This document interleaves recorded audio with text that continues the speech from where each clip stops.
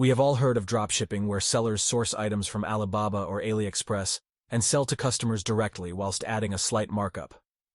Well, now there are powerships that can dock on your coast and provide power to your country. In recent news, South Africa has announced the arrival of powerships in their ports, a groundbreaking development that has been long awaited. Today, we will dive deeper into what powerships are, how they work, and what they mean for South Africa's energy sector. Hello and welcome to our channel. Today we will be discussing the arrival of powerships in South Africa. But first, what exactly are powerships? A powership is a massive ship that has been converted into a floating power plant.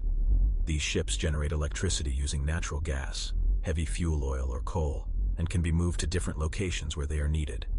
They are essentially floating power plants that can be deployed quickly to provide electricity to areas that are experiencing power shortages or need a temporary power supply.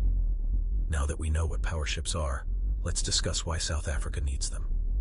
South Africa has been experiencing severe power outages for years due to its aging infrastructure and unreliable power grid. This has led to blackouts that can last for hours, even days, disrupting daily life and damaging the economy.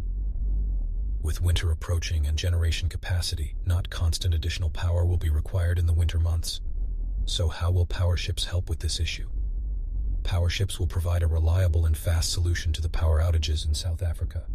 The ships can generate up to 2,000 megawatts of electricity, enough to power a small city. They can be deployed quickly, without the need for lengthy construction projects or building new power plants. This will allow South Africa to quickly and efficiently provide power to areas that need it most. So when can we expect to see powerships in action in South Africa?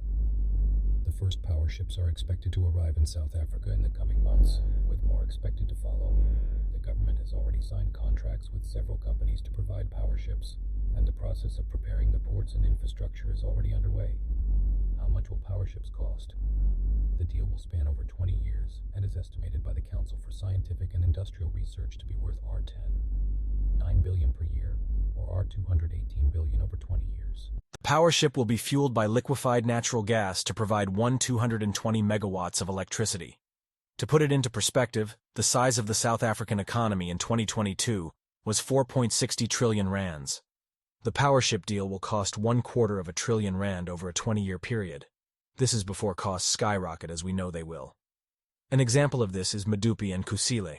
They had an initial budget of 79 billion and 81 billion rands, respectively.